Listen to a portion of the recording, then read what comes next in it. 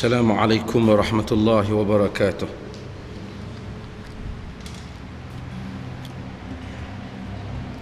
Alhamdulillah, nahmaduhu wa nasta'inuhu wa nastaghfiruh, wa na'udzu billahi min shururi anfusina wa min sayyiati a'malina. Man yahdihillahu fala mudilla lahu ومن يضلل فلا هادي له. أشهد أن لا إله إلا الله وحده لا شريك له وأشهد أن محمدا عبده ورسوله. أما بعد. Hadirin dan hadirat yang dimuliakan, bersyukur kita kepada Allah Subhanahu wa taala yang telah mengizinkan kita sambung semula setelah kita terhenti beberapa ketika disebabkan urusan-urusan yang lain.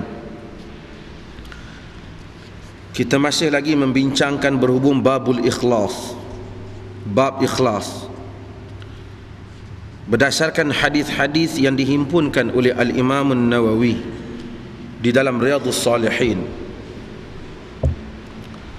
An ummil mu'minin ummi Abdullah Aisyah radhiyallahu anha qalat qala Rasulullah sallallahu alaihi wasallam yaghzu jayshun al-Ka'bah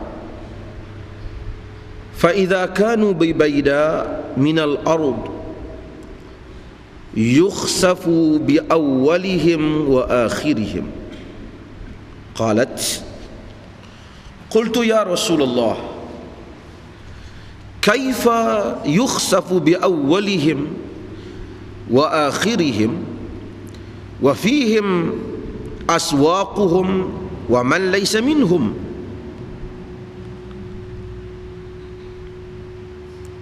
قال يخسف بأولهم وآخرهم ثم يبعثون على نياتهم. متفق عليه. Yani hadis ini diriwayatkan oleh Al-Imam Al-Bukhari dan Muslim. Hadirin dan hadirat sekalian, sebelum saya terjemahkan hadis ini dan huraikannya,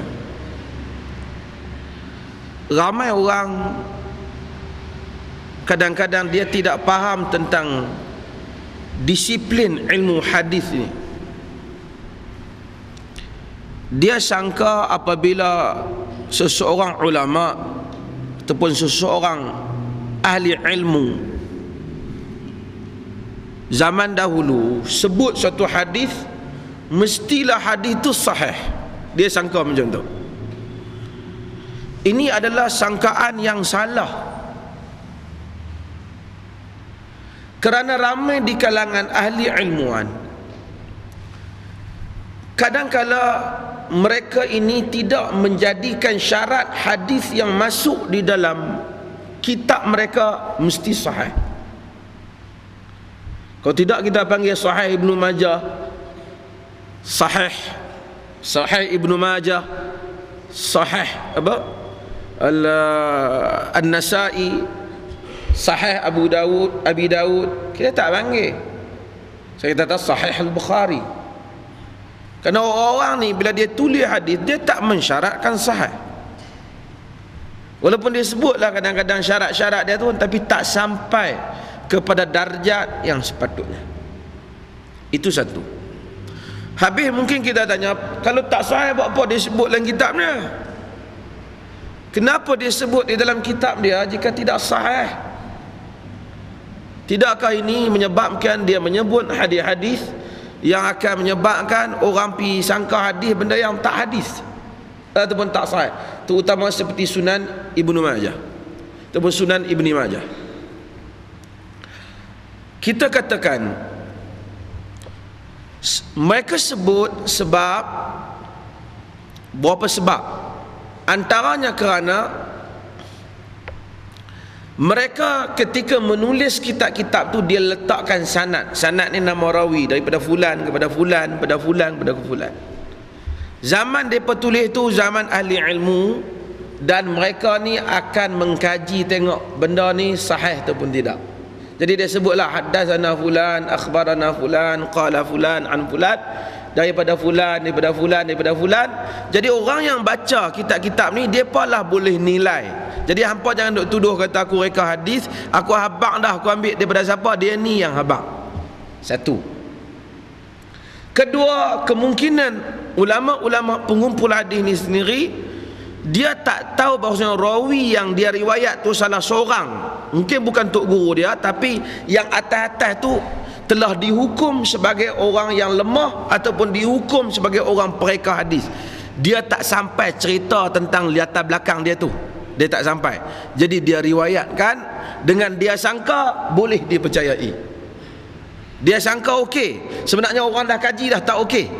Orang yang kaji tu pun ahlul hadis pada zaman dia juga, bukan kita kemudian ni. Berikutnya ialah dia sebut tu ada rawi yang lemah, tetapi dengan kemungkinan walaupun hadis tu lemah, dia harap-harap kod-kod orang lain buat main hadis hak lain, hak macam tu juga yang lebih kuat dapat sokong hak lemah ni. Dan banyaklah sebab mereka. Jadi kita jangan buat kata oh benda ni ada dalam kitab hadis, takkanlah bukan hadis kot. Takkan kita lebih pandai Ibnu Majah. Kita kata kita tak lebih pandai daripada dia. Tetapi dia tidak mensyaratkan hadis dia semua sahih di dalam sunan dia. Maka ramai orang salah sangka. Lalu dia selalu kata ada diriwayatkan oleh Ibnu Majah, takkan tak sahih kot. Kita kata tak, bukan mesti sahih. Ahlul hadis tahu ada banyak riwayat Ibnu Majah juga yang tak sahih. Demikian juga Al-Imam Tirmizi, sikit-sikit An-Nasa'i, dan juga dekat beberapa riwayat Abu Daud. Hadirin mukminin sekalian, kalau yang tu kitab hadis, ada kitab yang bukan kitab hadis, dia pun tak syaratkan sahih. Banyak kitab-kitab, terutama kitab-kitab fiqh, dia tak syaratkan sahih. Kadang-kadang dia ahli fiqh, dia sangka sahih, tiba-tiba dia tak sahih, dia tidak sahih. Kita kena terima bahawa dia tak sahih. Seperti banyak kitab-kitab fiqh dalam berbagai mazhab, termasuk kitab yang masyhur macam Ihya Ulumuddin, di dalamnya juga banyak hadis-hadis